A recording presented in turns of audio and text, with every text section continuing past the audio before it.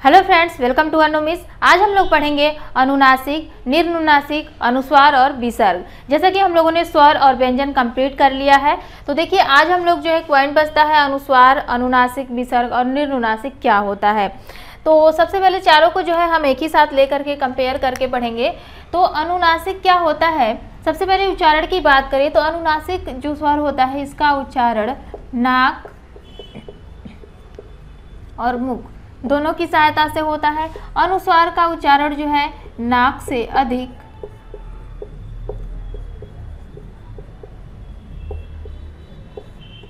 मुख से कम। मुख से कम बहुत कम होता है, लगभग जो है आप न के बराबर भी कह सकते हैं। इसका उच्चारण केवल नाक से होता है। विसर्ग जो आता है इसका उच्चारण जो है कंठ से होता है। और निर्नुनासिक या फिर अनुनासिक का उच्चारण जो है इसका केवल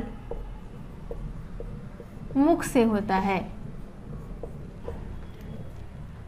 उच्चारण के हिसाब से जो है हमने देखा कि अनुनासिक, अनुस्वार, विसर्ग और निर्नुनासिक क्या होता है।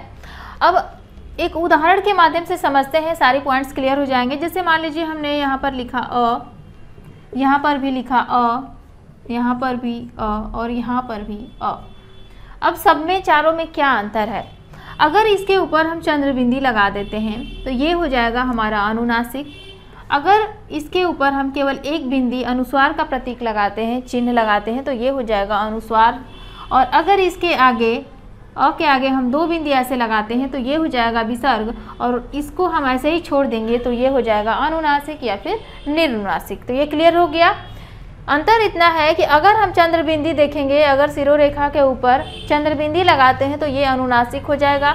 अगर हम केवल एक बिंदी लगाएंगे तो अनुस्वार हो जाएगा। अगर हम उसके आगे विसर्ग का चिन्ह लगाएंगे, दो बिंदी लगाएंगे तो ये विसर्ग हो जाएगा। और अगर हम उसको ऐसे ही छोड़ देंगे, यानी कि उस पर कोई भी हम लोग सिंबल, कोई भी प्रतीक चिन्ह नहीं लगाएंगे, तो वो हो जाएगा हमारा अनुनासिक या फिर निर्नुनासिक।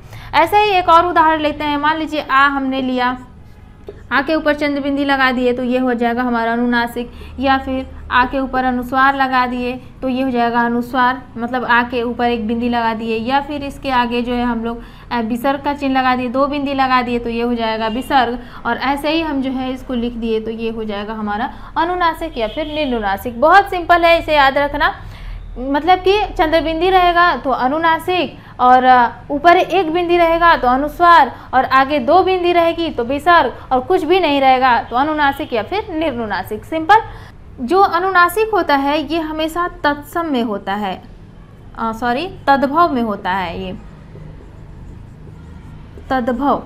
और जो अनुस्वार होता है ये तत्सम में होता है इसका प्रयोग। यानी कि अगर आपको कहीं चंद्रबिंदी दिखे किसी भी शब्द में तो आप समझिएगा कि वो शब्द जो है हमारा किस में आएगा, तद्भव में आएगा। अगर अनुस्वार दिखे तो वो जो है तत्सम शब्द हो जाता है। तो ये तत्सम और तद्भव पहचानने का भी बहुत ही अच्छा ट्रिक है, तो इसे भी याद रखिएगा। एक और पॉइंट ध्यान दीजिए, अनुस्वार जो होता है ये पूर्ण रूप से अनुनासिक होता है, लेकिन अनुनासिक जो है पूर्ण रूप से अनुस्वार नहीं होता है। क्यों? देखिए, अनुनासिक का उच्चारण नाक और मुख दोनों से होता है। इसकी विशेषता ये है, नाक और मुख दोनों रहेगा। अनुस्वार में जो है आप मुख को, यहाँ पर मुख को न के बराबर मानते हैं, इसका उच्चारण नाक से होता है। ठीक है, तो इसकी विशेषता है कि केवल नाक से होगा, तो ये इसकी विशेषता इसमें शामिल है। तो ये जो है पूर्ण रूप से ये होगा, लेकिन इसका उच्चारण करने के लिए नाक और मुख दोनों की सहायता लेनी पड़ेगी, जो कि इसमें नहीं है, इसमें केवल नाक है। तो ये जो है ये नहीं माना जाएगा, यानी अनुनासिक अनुस्वार नहीं है, लेकिन अनुस्वार जो है वो अनुनासिक होता है। क्लियर?